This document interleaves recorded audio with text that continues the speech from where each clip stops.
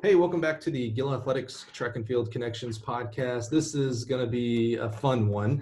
I have a long, long relationship with this guest today. Unfortunately for him, he used to call me coach. So I'm so sorry that life has given you lemons. So help me welcome to the show today, Robby Strickland. Robbie, how are you, my man? I'm doing good. I'm surprised you didn't say this kid when you introduced me. So that been a long time. We'll get into it later, but full disclosure, Robbie was an athlete at Troy State University. My diploma says Troy State, so it's still Troy State to me. Mine too. Along with his brother Casey, who that's an interesting story too. I'm sure we'll get into what he's done, which is some very cool things. But what we're here to talk about today, super interesting. Robbie runs his own AAU. I hesitate to call it summer track club nowadays. I know it's Yeah. probably focused in the summer, but a business is a business, so you got to run it 365 days a year. So I thought we would maybe start there, Robbie, and talk about this club that you run and how to get started, and where do we start? Where should we start with that? Yeah. I mean, that's the gist of it. We have a AAU track club, and it's traditionally AAU track is in the summer, late spring and summer, but they're doing stuff year round now. But we also coach the school school team, so we don't do it year round. We focus on the summer type deal. But the start of the club, I don't want to say it was a selfish motivation, but we I started volunteering. My job changed, so I was able to start having the afternoons and evenings free. So decided to go to Wildwood and volunteer coach. And the program was pretty much decimated when I got there.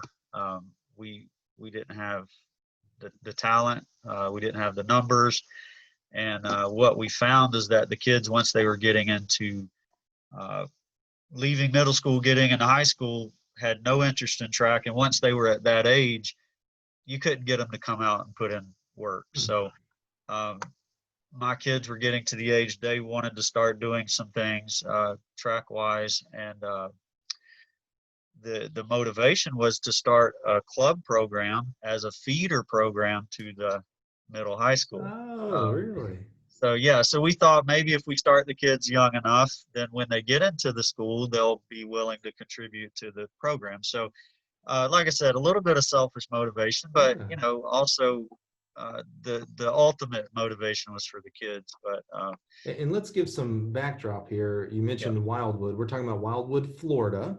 yep, And not New Jersey. yeah, that's right. Yeah, And not only are you running this club and you started this club for, I'm doing air quotes here, selfish reasons. I don't know that any coach gets into things, track coach specifically gets not into at all. Mine's selfish. Yeah, track. yeah. But this is also what we call your home community. This is where you went to school. You've been there since 6 years old. You went to high school there and grew up in Wildwood. Yep, grew up in Wildwood, and from first grade through 12th grade, and of course did my high school athletic career there. So it's home to me, and I didn't consider helping anywhere else. So it's funny. My dad coached for several years. He coached Casey and I when we were here, and then after we graduated, he continued to coach. So that it's home. The kids matter to me, and I consider all the community kids my kids. So Yeah. that's why I picked Wildwood. So what's it like to start and run an AAU club? Is it super hard? Is it super easy? Are there other clubs in the area that you compete against? What's that like? Yeah, I think it can be as easy or as difficult as you make it. AAU is pretty simple. You pay $14 and you get a membership card, and you're a member of AAU. But the club is a little bit different, and we started out very ignorant, and it took a lot of bumps. So uh, there's several different club levels for for nonprofits and things like that. So we basically started it blindly and have learned. This is our fifth year, and maybe sixth year. But yeah, you start it. Uh, You can have one kid in your club, or you can have hundreds of kids in your club. There's AAU clubs in, Houston and St. Louis and what have you, and they've got hundreds of kids participating. But our pool is much smaller, Yeah, and we're the only. I'm sorry. what's the population of Wildwood roughly? Well, most people don't know or care, but we've got the largest retirement community in the world that started just outside of Wildwood, and Wow. so the population when I was here was about 2,500 people, Oh wow. and now we're over 20,000 and projected to have, up to 100,000 within the next Holy 10 or 15 cow. years.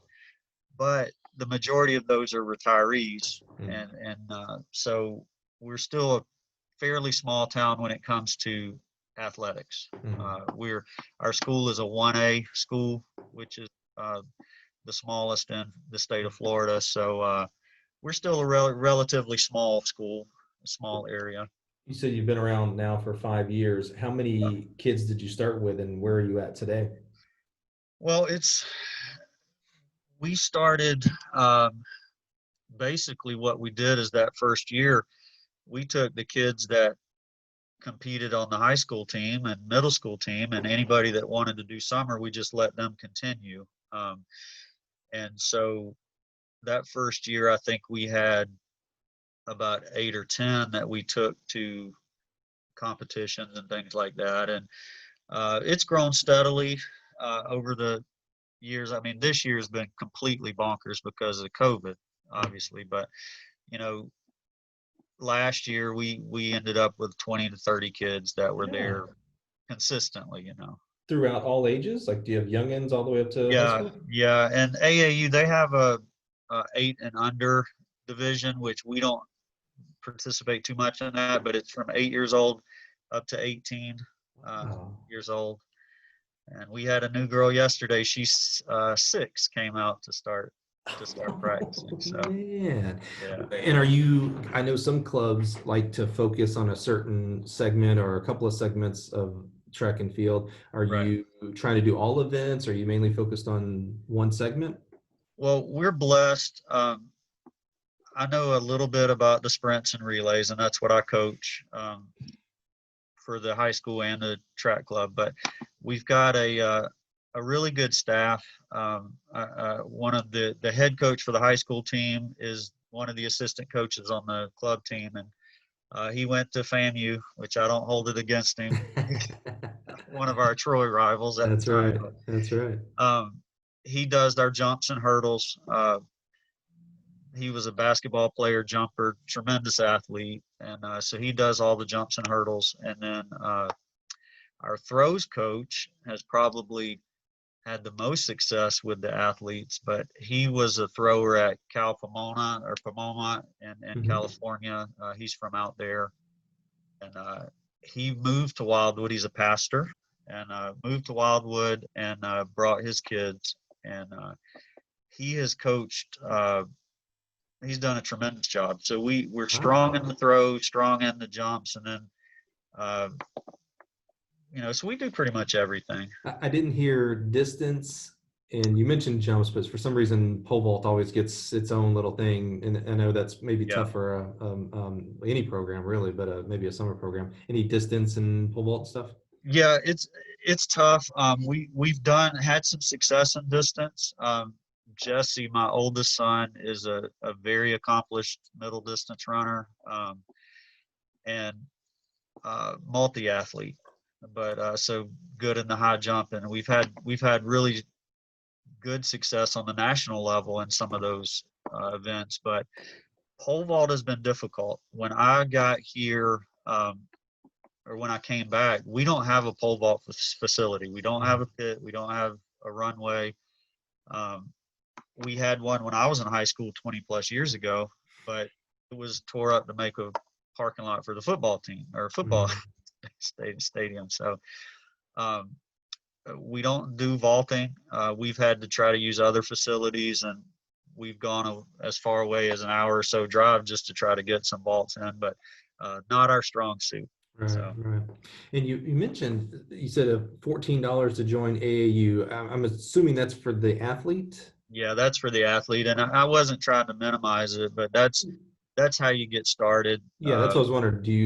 Does the team also have to pay They do. an annual? And then what are you doing about, there's a lot of other things. There's implements, there's uniforms, there's Yeah. travel, Powerade, Gatorade, whatever. Yeah. How does that work with the You club? know, we try to do fundraisers, and I don't like asking people for money, so we try to do the best we can. Parents try to help out some, but our area is a pretty I don't want to say a poor area, but we're not flush with cash. So we do fundraisers. We do the Walmart stand out there with bucket things and like that. But we've managed to buy uniforms. Typically, the entry fees and the club fees, I'll pay them, or the other coaches will help out with that. Um, and implements, we just do the best we can with what we got. How do you schedule track meets? I'm familiar with the high school level where, Yeah, there's yeah, local high schools and then there's a sectional and regional and state, or, however we do it in Florida. How do you do this in AAU? yeah. There's a website, and it's funny. You Coach O, Oh, um, of course. Coach O, Fellow Troy alum. right? He's got a website called CoachO.com, and the majority of the amateur track meets, AAU track meets, post on there. So if you're looking for a meet, you can go on Coach O, and again, non-COVID year, there's meets all over the country, multiple ones every week that you can participate in. But um, the big ones for AAU are the Junior Olympics and the club championships, which is another national championship, and that's at Disney. So those are the two biggies, and then you have qualifying events for both of those that we usually go to every year. You said qualifying event, so it's like a regional system. It's not a time or distance-based system. No, the the way it works with Junior Olympics is you have a district, and then a region, and then from regions you qualify for JO. Um, and I believe there are 9 AAU regions. There may be more, but Florida is one of the biggest ones. We actually have 2 regions in our state, Oh, wow. whereas most of the states, there's 4 or 5 states that combine for a region. Right. Yeah. But yeah, Florida is very, very competitive for AAU. Is there a history of AAU in Florida, or why is that so population, or, density-wise of AAU in Florida? Well, I think it's, of course, I'm a Florida boy, so I'm going to be bragging on Florida, but that's where all the athletes are. You got Florida, You Texas, just California. ticked off every Texan in California, I and just included them. even someone from South Dakota right now is like, "Who's this guy? I know, Come to South I know. Dakota." Yeah. Well, we see them at the Junior Olympics, but no, that's Texas and California have their own regions as well. So Mhm. it's a population thing a lot of times, and we have advantages. We can train year round and things like that. So Mhm. a lot more kids participate in the summer programs here. Are there other clubs in your area that you compete with for athletes, or is it everybody kind of have their own little place? Surprisingly, no. Their track in our area has kind of been neglected for a while, and that was one of the reasons we started the club, is to give kids from other schools in addition to ours a chance to participate. Mhm. So there are some clubs in the area, but very few. You have to go to Orlando, Tampa, Jacksonville. I mean, there's a lot of clubs there, but Mhm. in our immediate area, there's not many. And how does so little you actually I don't know, is this unique? I was going to say little unique that your club is highly attached to the high school, Yeah, shares coaches, and can I assume you share facilities then? we do. Yeah, Yeah. we have to. There's no public track around, so we Mhm. we use the school facility during the summer. So is that attachment that you have with the high school, with the club, is that fairly common around the AAU world, or is that fairly unique? No, not that I'm aware of. We're a little bit unique in a lot of the bigger cities and metropolitan areas. They have public facilities that you can train on. in our area, there are no public tracks. So without the school's blessing, we would be in big trouble. Mhm. I was wondering, and again, since you're attached to the high school, you probably maybe don't see this, or this isn't even on your radar.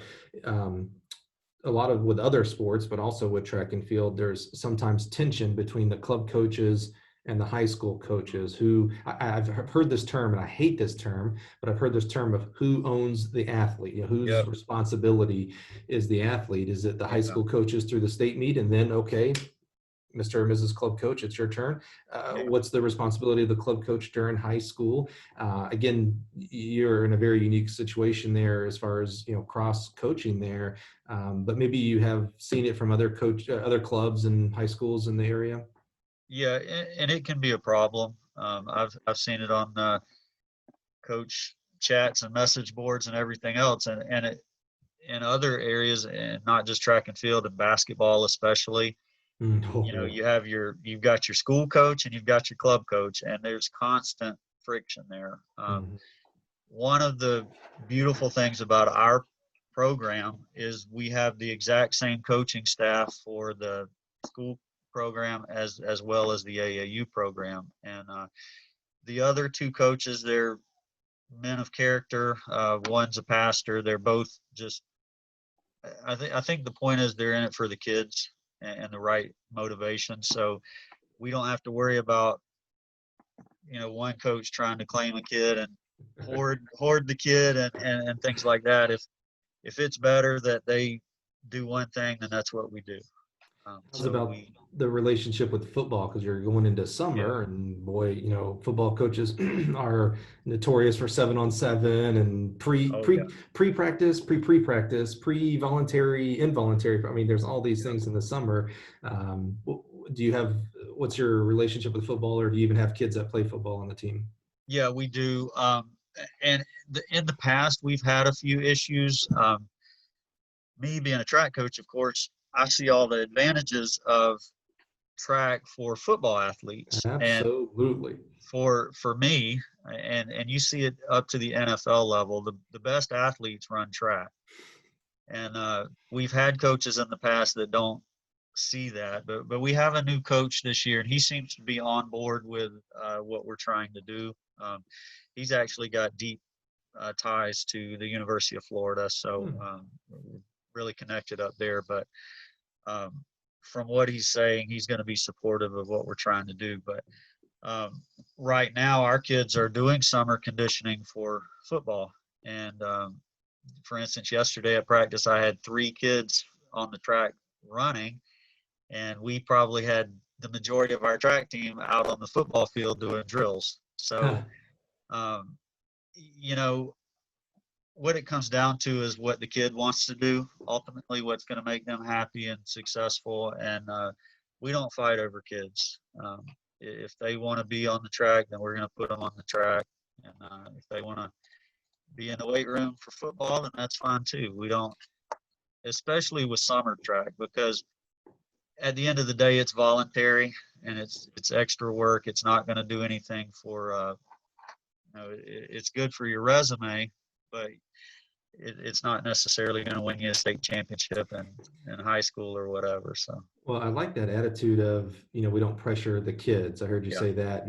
I saw a quote one day on Twitter talking about, the single sport specification, staying with, if you're a football player, you play football 365, volleyball, etc.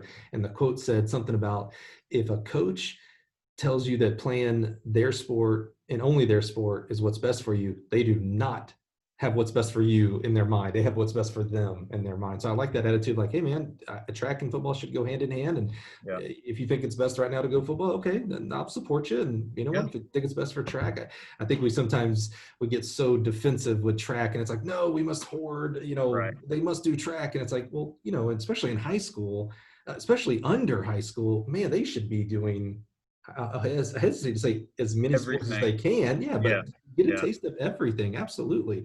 I absolutely don't like baseball at all.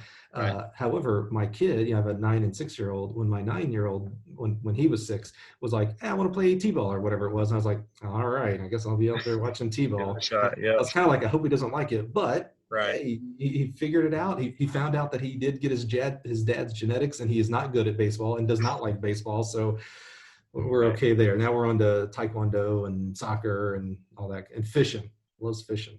Yeah, Anyway, that's a new thing. I mean, it's weird. They're doing that in schools now, but yeah, whatever. like fishing teams and stuff. Yeah, Yeah, bass it's bass crazy, isn't tournaments it? and stuff. Yeah. Yeah, and I think Florida might actually lead the way. If I think I've read something about where like there's more teams in Florida, or a lot of teams are Yeah. starting in Florida over any other state out there. Super Yeah. interesting. So you're doing this. Well, first of all, before we get into that, what is the status, the state of AAU track today? I know there is scheduled. I hate to say it's supposed to be because that brings doubt, but right now there is Right. scheduled to be an AAU JO national meet in Florida Yeah. coming up in July, I think, right, or August. It's first week of August. Okay, so what's that Yeah. look like? How do you, are you guys participating? What's going on with that? Yeah, and since we started 5 years ago, we've gone to every Junior Olympics. So we started in Houston, and then the following year we went to Detroit, and then to Des Moines, Iowa, and then Wow. last year we were in Raleigh. This year it was scheduled for Hampton Roads, Virginia, but um, it, like everything else, man, COVID just really killed us. I don't want to. It's probably poor choice of words, but um, it was canceled in Virginia after a long delay because apparently the Virginia Tourism Board and all of that thought it was best for the state just not to have it, and that's fine. And not to get So political, Florida was like, bring it on. literally, so DeSantis he makes an announcement and says, "Yeah, come on," Let's because do it. it is a huge influx of Oh, money sure, sure. for the area. So, um, it's not as fun for the kids, for our kids, because they like to go out of state and do the things. And it's going to be held over on the Space Coast, which is the Melbourne area. How far is that from you? That's about an hour and a half from us. So it was a big change. But it gave them something to work for. But Yeah.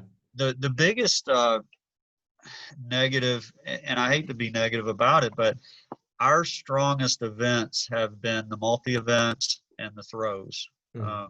We, and not to brag on the program, but we've had 2 national champions in one in multi events, one in the javelin, Wow. and multiple national medals at Junior Olympics in those events. But when they moved the Junior Olympics to Florida this year, they have decided, because of facility constraints and things like that, they've eliminated some of the events. And Oh, so like what? they're not doing javelin at all. They're Hmm. not doing multi events at all, which are Oh, jeez. our bread and butter, right? So Yeah. eliminated those. They eliminated high jump, which we won medals in high jump before. Not doing triple jump, and I think pole vault too, if I remember right. pole vault and I was steeplechase. I was Yeah, keen on that one, yeah. And I understand. I understand the disappointment, not only because of the strong suit, but if you got kids in high jump, you want to give them an opportunity to right. compete. However, and I think you'd agree with this. I'm sure, Robbie, you disagree with me if you want, but I think you'd be wrong. It's better to have a track meet with a few events not in it than to not have a track meet. Is that fair? Yeah, I agree, 100%. And again, it's summer track, so as much as it hurts us, I'd rather them see, do something rather than nothing. And Exactly. Yeah. I agree. So are you guys prepping for that? Is there still going to be a regional meet and district or whatever, or how they Yeah, doing? it's been funny. They are not doing any qualifiers, so they're letting anybody who wants to sign up. But with that, they are capping the entries allowed. So I think the races they're capping at 48 and the field events at 36. But Is that per age? per age group, Oh, so that's yeah, still a lot of kids, man. it's a Holy lot of kids. But and they also announced that because of college showcases, so college is looking at the kids. They're going to make it unlimited for the 16 and up age group. So they're going to take a bunch of those kids. Oh, so a kid can get up because I think coaches can't off-campus recruit and vice versa. So a 16-year-old kid, a sophomore, junior, they can get a time for the Right, season. right. Okay. They get a mark for their season, and then Well, that's cool. Good for them. That's a little bit of next level thinking instead of just yeah, it saying was pretty you're good. going to cap. Yeah. That's a good idea. That's really cool. That's a good opportunity. So, Robbie, you're doing all of this. You're running a summer club program. Obviously, COVID-19 brings a lot of things into it. So you're figuring out how to stage for the national meet, which sadly is an hour and a half away, but thank goodness maybe it's an hour and a half away. Maybe it gives your Right. kids an opportunity. All of this is in the backdrop of, you're a real human adult. You actually have a full-time job. When do you find time to do this? And what do you do when you're not out on the track? Well, fortunately, so I own my own business. I own an auction company. So we do online estate auctions. So it's all on the internet. And I started that business about the same time that I got back into coaching. Before that, I was in the medical field doing actually using my degree, marketing and management, and but the hours in that were just horrendous. So when I changed careers, it allowed me to set my own schedule. So now I have the afternoons and evenings free if I want them, and so that enabled me to get back into the track and field scene. So I don't know, do you ever watch the show The Office? Yeah, So I'm yeah, a huge Office fan. I And am too. literally last night was the episode where they got robbed. And so they did an auction to raise money. And so you say auctioneer, I think of the very famous, hey, 100, 150, 150, 200, and Yep, Michael Scott, of course, he did it flawlessly because, Michael yeah. Scott's a genius. Is that what you do? Are you the guy that stands up there and raps the gavel and makes people bid when they itch their nose? And so you got to call them out on the bid? And No, the short answer is oh, no. tease, man. I was gonna But make you show your skills. yeah, no, I with speaking of The Office, my kids, that's their favorite show. I mean, they still watch that almost daily. It's crazy, but Can I be your kid's godfather? it's unbelievable. I watch that show every night, Yeah. literally every, like, not, no exaggeration, every single night. Well, when That is they awesome. yeah, but anyway, so I'm more when we started the business, it was a live auction where you have the auctioneer, and I had a business partner who had that license. But Oh, you gotta be licensed to do that? To do oh the, yeah, it's highly oh, regulated. Yeah, but we really? went to online format, meaning that we don't have a bunch of people coming to the building. It's Hmm. all on the internet, and with that, we don't have to do the calling, and so I get to stay more behind the scenes and do the business management rather than Yeah. the showmanship thing. How long ago did you go online? About 3 years ago, three Oh, and a half. Yeah, that yeah. was kind of good timing, because if you were an in-person business right now, you'd be maybe in a little bit of trouble. That's the thing. I mean, it was a little bit of dumb luck and a little bit of uh, smart planning. But when with the online, we don't necessarily have to deal with all the economical fluctuations and things like that. We and actually with the in our area when the virus hit, people that did estate sales and things like that, they could no longer do them. So they called us. So our business just really boomed during Oh, that time. So huh. we've been incredibly blessed, but also really busy as well.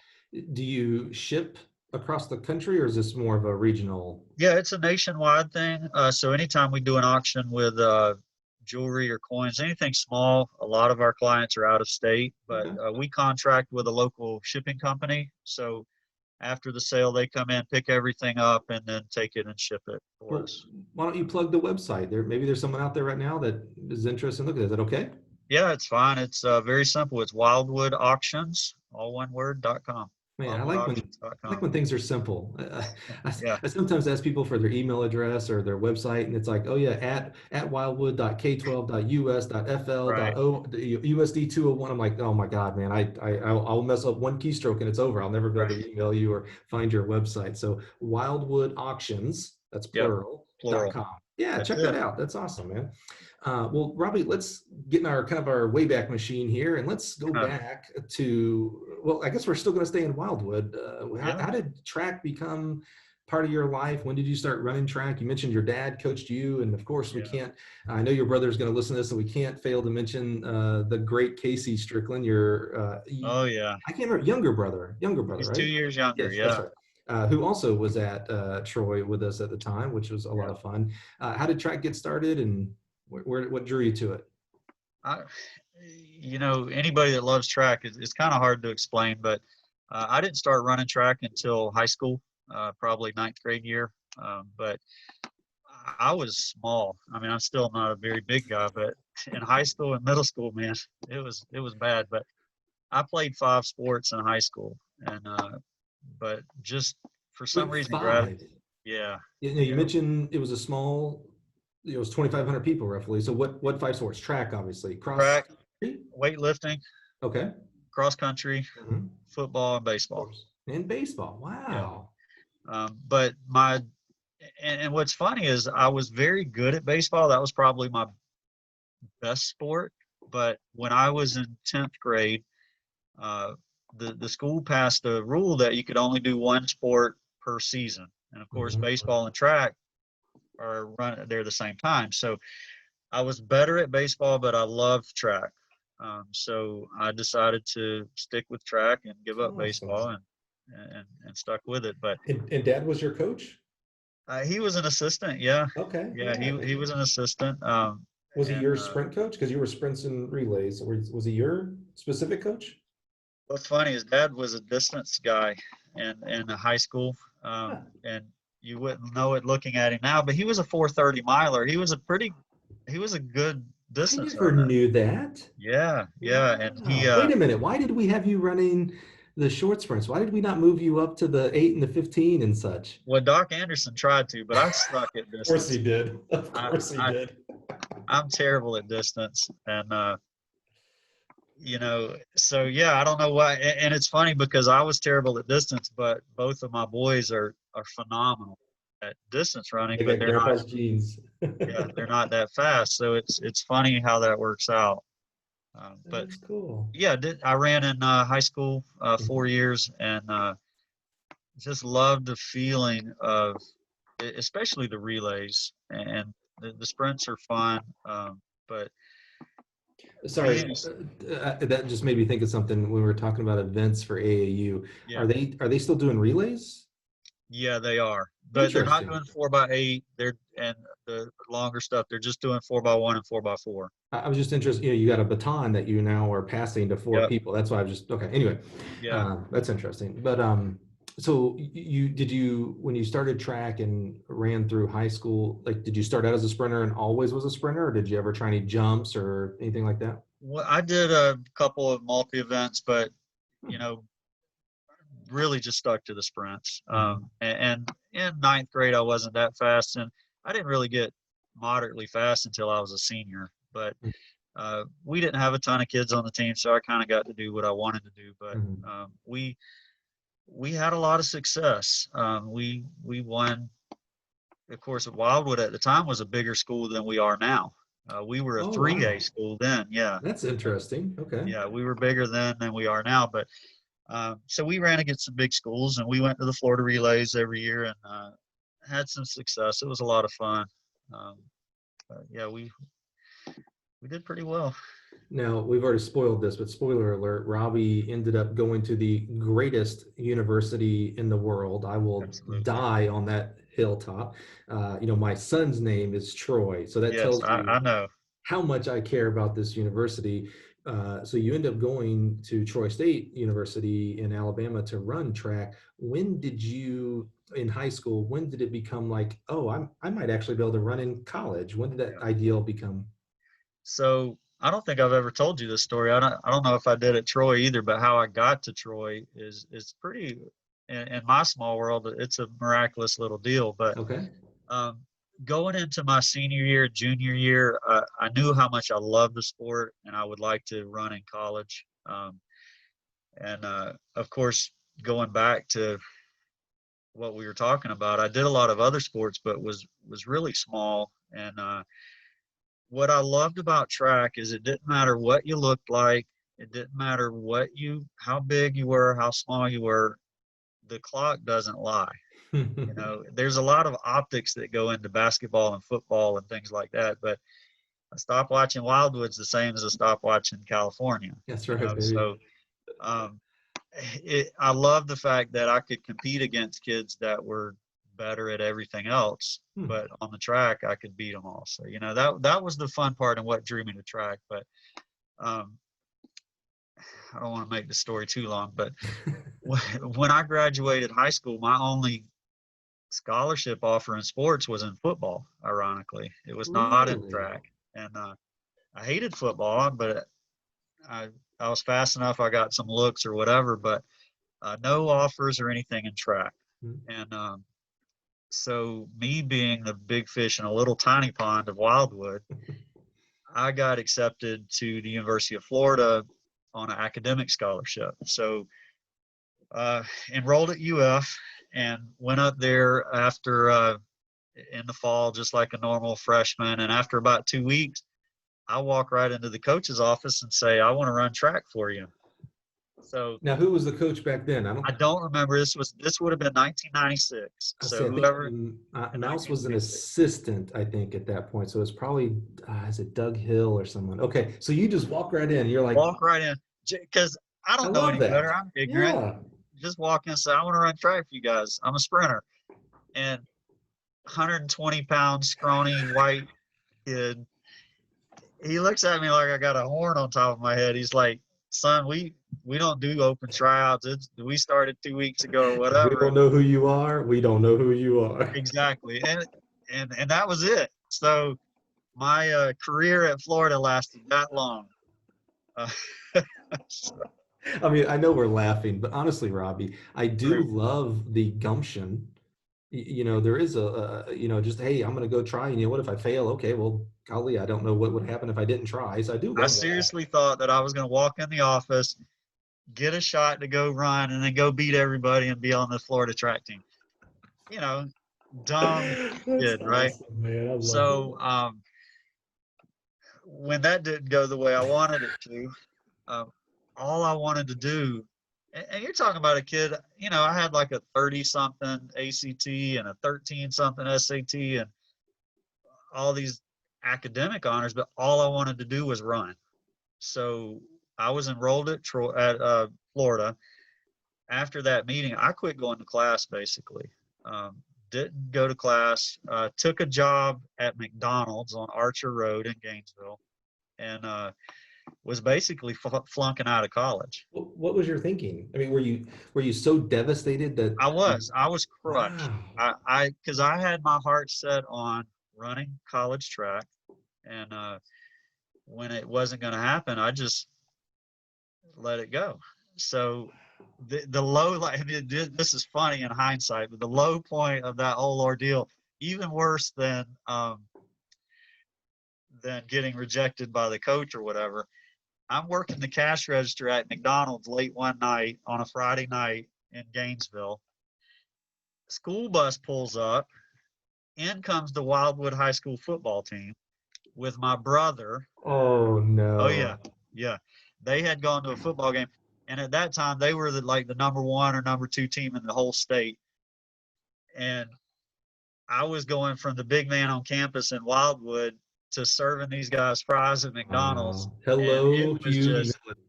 it was so bad. I was so embarrassed, but um, so that was the turning point. But and this leads all into why I'm back into coaching anyway. So um, it was either my principal at Wildwood or the guidance counselor at Wildwood. They had graduated from Troy State, Hmm. and they reached out to one of our favorite people, Coach Lambert, It Yes. said, let me talk to you about this kid. So Coach Lambert called my dad, and my dad called me about going up to Troy and walking around. So I went and visited Troy and absolutely fell in love with it. And just from the tour of campus, and of course, Coach Lambert, we didn't have much scholarship. I think we had what, 8 or 9 for the whole team, but Maybe. yeah, maybe that. And nobody had full scholarships at the time. But he said, I'll let you walk on and we'll get you some academic money to pay your Hmm. tuition. Um, so that's how I got to Troy, is how I got to Troy through somebody advocating for me. And Yeah. so when I got back into coaching, that is truly my whole motivation, is to be an Wow. advocate for these kids, to tell them that there's something beyond high school and you can do it in track and field, but it helps to have somebody make those calls for you and make those contacts for you. Yeah. But yeah, that's how I got to Troy. And I ironically, so when I graduated Wildwood, I had straight A's and all of this stuff, but I flunked out. I had a 1.0 GPA in one semester at Florida, right? So a 1.0. Well, to get the scholarship that Coach Lambert, the Chancellor Scholarship or whatever it was at the time, you had to have a 3.0 college or GPA, and that 1.0 drug me down. So fortunately, I had some dual enrollment classes that were good enough, and it made that one. I had like a 3.0001 or something like that. So got in there by the skin of my teeth. But Wow. Did you but start, so that fall semester at Florida, did you start spring of that I next started year? in January. I went Yeah. to Troy in January. And what Yep. year was this? So Troy would have been January of '97. 97. Okay. And I was there 98, 99, 2000. Yeah. Yep. Okay. I knew you weren't a freshman when I got there. That's what I No, couldn't so I remember. graduated high school in '96. I went to University of Florida for one semester, go Gators, and transferred to Troy. But um, absolutely the best thing that ever happened to me as far as academics and athletics. You know what I love about that story, and I don't think I knew that story, Robbie, to be Yeah, real honest. I bet when we were at Troy together, you were like, "Yeah, yeah, I went to Florida for a semester, then I transferred." You know, that's probably how we that's said it. that Yeah, then. But I love that, you go to Florida. I love that you march right into coach's office. right in there. I don't love, I love the outcome, but I don't love well, that just devastated me. So I'm going to stop going to classes, things like Yep, that. So you made a mistake, right? We can call a spade a spade. You made a yep, mistake there, right? So as a coach and as an adult, as a parent, there's second chances, third chances, sometimes fourth and fifth chances. I love that you made a mistake, you get a 1.0 semester GPA, and yet your principal or your guidance counselor, they didn't give up on you. They're like, wait a minute, now this kid, he was a good kid. He yep, made this mistake. Okay, well, they had a decision, right? They could have said, well, you know what? Robbie's out now. He's 18. He's going to have to make his own decisions and live with his own, lie in his own bed, right? yep. Or they could say, you know what? Maybe if I try one more thing to help him, maybe this will be the thing. And it became the thing. You go to college, get a degree, and I Yep. mean, it's amazing. It is pretty amazing how it worked out, and again, that's why I got into doing what we're doing, is to help these kids, especially from Wildwood. And I was the same way. You don't know what's out there. You don't know how to go to the next step. You don't know anything, and that's why I got into it. And fortunately, we're finally starting to see. So uh, this year we had only one senior, but he got a scholarship in track and field. And last year we had two that got into college Awesome. for track and field. But just when we first started out, we've had kids, 2 or 3 that are in the Army, that ran for us, so they graduated and joined the service. And Nice. we just try to let them know that there's something beyond what we're doing here at Wildwood, Right. and try to be a voice and an advocate for them, however we can do it. So When we started earlier today, you said that you started the club for selfish reasons, and I knew that wasn't true. It It's wasn't completely true. yeah, it sounds more of like, hey, someone stuck their neck out for me and gave me a chance. Here's my opportunity to stick my neck out for Yeah, other kids and give them a chance. that's 100% why we do it. But like I said, the program at Wildwood was so broken when we started back 5 years ago. Um, I don't think we had 5 or 6 kids on the team at that first year on Hmm.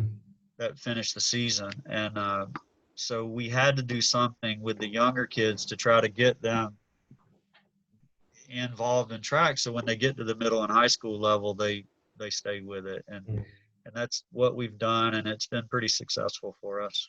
Well, let's talk about your time at Troy. So you got Yeah, there in '97.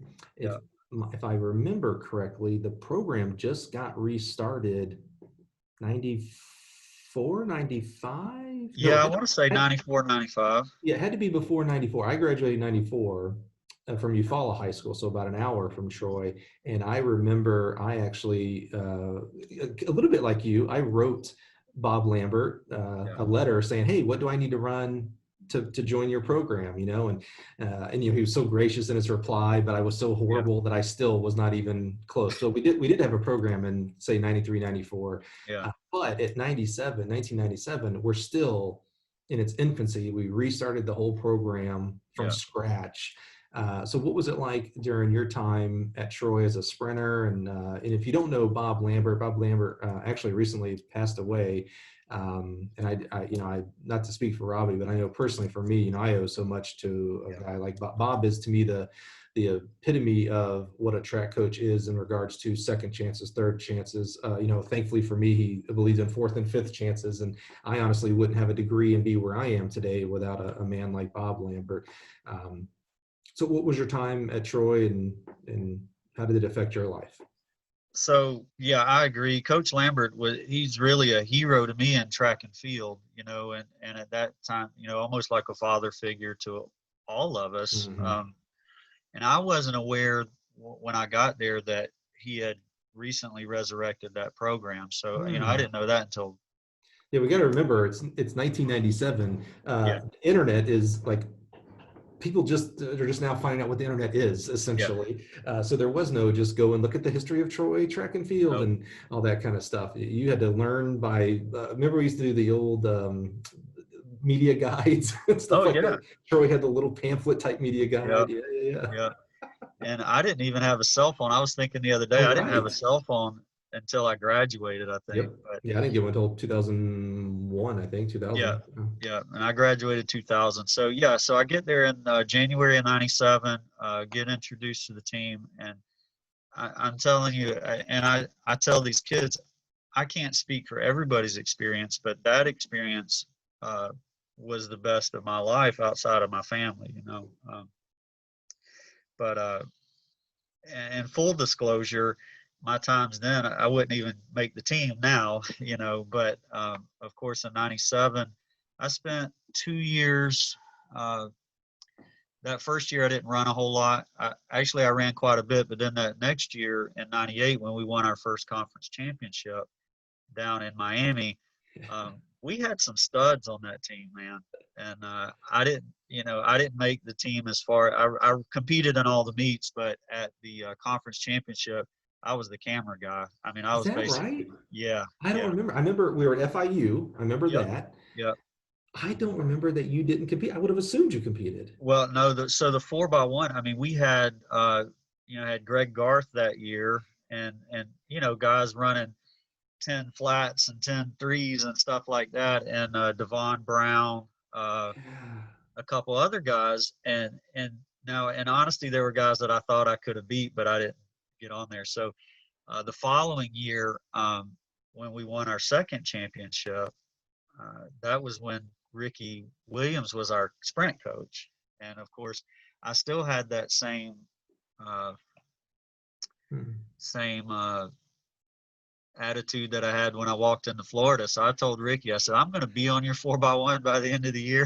And Yeah. and he's reminded me of that a few times since then. But I told him that. And by the end of that year, I had gotten to the point where I was participating in everything, running every race and Yeah. doing the relays and things like that. Yeah, you're right. Starting a program, even in its maybe probably fourth year at that time, to use the expression ragtag group, Yeah. not only ragtag group as far as the athletes, though, ragtag group full of coaches. Bob Lambert comes out of retirement. He's an old Air Force Academy guy who was a stud javelin and high jumper. Yeah, decathlete, I believe, as well, right? Yeah, some multis. Yeah, Yeah. I think it was the javelin. He finished fifth, I think, at a U.S. championship. So he was, Yeah, or he was at an good. Olympic trials. He was a hair away from the Yeah. Olympics. Drake relays champion in the shuttle hurdles and stuff like that. He was a stud. He comes out of retirement. You've got Doc Anderson, who is one of the former head coaches of Troy back in the day. They had a program way back in the day. Yeah. He's there. He's also, athletic trainer, educator extraordinaire. He's Yeah. I hesitate to say a volunteer coach, but he's got his own job at Troy State University. Yeah. Coaches us. Marcus Woody was there. Yep. He He left was there right doing after I middle got distance there. and stuff. Marcus Woody. Chris Baptista comes in, this grad assistant, just finished his undergrad at UAB. Californian.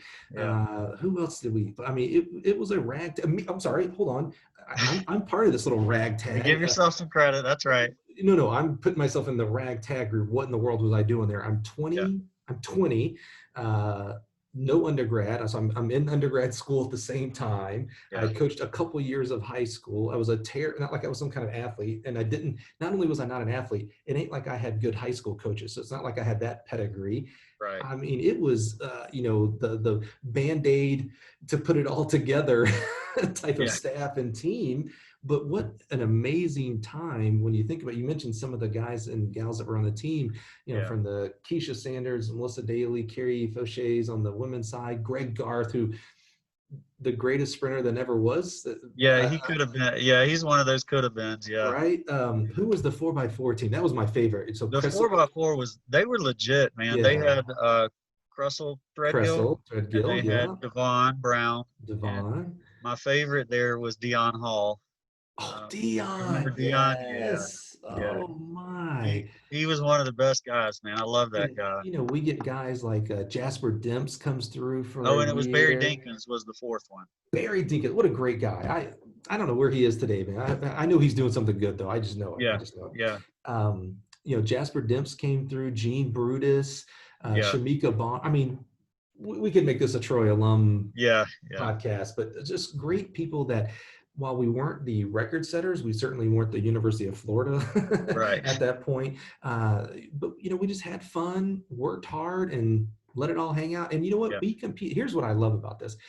We competed up to the level that we were at. We won several conference championships. Back to back. I mean, what else can you ask for? Yeah. And that 4x4 was actually very competitive. I think they ran a 305, 304, some 306 in that range. I mean, those guys were good. Yeah. And obviously I wasn't going to find my way onto that team, but when those guys graduated, my junior and senior year, that's where I really got involved the most. And then that senior year, I was the men's team captain. And of course, that was the year that was a lot of fun. That year was a lot of fun, but we had come off the 2 back-to-back conference champions, and then me being team captain, we lost the conference championship. So I have regretted that for many years. Jeez. Yeah, but let that one go, Robbie. No, so here's the funny thing. So it ate at me for years and years, and then a couple of years ago, I was doing some research, and I found out that, and I've always blamed myself for that, because I thought I could get 4 first place in my events, we could win or whatever, and that cost us the thing, because I think I got a first, second, third, and fourth at conference championship. So, but then a couple of years ago, I was looking. Michael Green redshirted that year. Oh my gosh, how could I forget Michael Green, who's now a professor, by the way, which is nuts. But probably the best distance runner ever been through Troy. Yeah. So you're talking about at least 40 points or whatever. Mm-hmm. And then one of my good friends, and yours too, Al Lucas. Oh man, a great friend. He skipped conference for the NFL draft So he and Cliff Ivory, I was gonna say Cliff, Eric Sloan. Eric Sloan. Now Yeah. Eric we both ran the 100 Okay. and the 4x1, but with Al, Michael Green, and Cliff, I Yeah. mean, those we would have easily won conference if they would have been there. And Yeah. so looking back, I was like, it wasn't my fault at all. I blame those Wow. guys, Yeah. But man, what a Yeah. time that was. It Absolutely. was such a great time. My biggest regret during the time frame that I was at Troy State is I never got OCU Manura or DeMarcus Ware to come Yeah, out and just do something, to throw big time. something, run a Yeah, leg on something. Those guys were yeah, such great athletes, and they could have done a lot on the track and field side. That's for sure. big Yeah. time. So what is the role? We talk about these just great time at Troy, and we obviously had, we're talking about a lot of ups, but there was downs, just like I think there is on any team. Yeah, But you go through and you get your degree. You've gone on, we're totally glossing over the fact that you were a city commissioner for Wildwood. So you've done public service work, a lot of public yeah. service work. I think honestly, coaching and specifically club coaching is public servant work. You're working with other kids and helping them get better. What role did your time at Troy and the lessons that you learned from Florida through sticking to it and getting your degree, how did those play into what you've done so far in your professional career? Well, when I went to Troy, I was pre-vet or pre-med. I thought I would go to be a veterinarian, and but my time at Florida, I said, "There's no way I'm going to school for 8 years." So when I got to Troy, I changed my major to business, and but by the time I was a junior, I knew I made a big mistake. I loved Troy so much. So in high school, I didn't care. I was ready to graduate. In Troy, I started counting down as a junior the months before I was going to graduate. That's how much I loved my time there. And but yeah, I got my business degree there. It was a marketing major, a business administration degree, and it's the education I think was really good. Um, I can't. There's jobs that I've had that I didn't need a degree for, but the education and the foundation I got at Troy was strong, I think, and but it made me realize the importance of college athletics in general and the importance of getting the degree. I think everything I've done since I graduated has been based on that foundation. And so as soon as I had a chance to jump back into hopefully letting some kids see what else is out there, not that I want them to relive what I had, because that's not possible anymore, but um, I want them to be able to say, hey, I can get out of Wildwood. I can go somewhere and get a degree. I can have some experiences and hopefully get on a bus and go to some meets and have some fun and compete. And so that's kind of been the motivation there. Well, Robbie, I can't say it enough, man. As I talk with coaches around the country of all levels, from middle school coaches to professional, elite level Olympic coaches and everything in between, man, it is just always so impressive to me, and really all of us here at Gill, the selflessness that you have to be a coach. I know there has been sacrifices that you've had to make to have the kids go to a track meet and to have uniforms, even your own sacrifices of what you were going to do for what you thought was going to be your career at University of Florida and Yeah, education career. And lucky for us and for me personally that you landed at Troy State, to be real honest with you. But just want to say thank you, man. It's not lost on us, the things that you do, the positive impacts that you make. And the good news is the story is not finished, right? That the book is not done. You have so many more right. years to continually impact, specifically your own community, which again is so special. I just love that. That's so awesome. We've got some kids. The future's bright, and there's some kids coming up. The college coaches, they better be paying attention to Wildwood. We've Have you got sent anybody to Troy yet? not yet, but Coach Come Davis on, better wake. man. He better wake up because we've got some of the best in the country coming up. So Well, Mark and Michelle are doing a great job, man. I'm Yeah. so proud of them. Absolutely. Well, from Wildwood Prep, AAU Club, Wildwood Junior and Senior High, and just the community of Wildwood, man, you are making a positive impact in your area, man. And I'm just so thankful that you would join us today and allow us to share your journey and your story and hopefully inspire and connect other people with what you're doing and how they can continue to improve and make the same types of positive impacts you are. I appreciate that, man. It's definitely a selfless job, but I love it, man. I love being around the sport, and I appreciate you letting me come join you. It's nice to connect again, and yeah, I've really enjoyed connecting with other coaches and athletes through your podcast. So it's a lot of fun. Oh, good. So we're going to sign off, but before we do, I have to say the name Michael Finley, just so we can say he was in the podcast, but we're not going to tell him where. So he has to listen to the whole thing. Love you, Finley. And I'm glad you said that, because I was going to give him a shout out, but it's funny. I talk to him every day still. More like he talks to me, sending me Sure. crazy links to everything. But those bonds are forever, man. Forever. He's a good dude. He gives me a hard time, and I still love that guy. So, That's right. Robbie, thank you so much for joining us, man. I am Thanks, so Mike. honored to be able to have this time with you. Thank you so much. I enjoyed it. Thank you. Sir.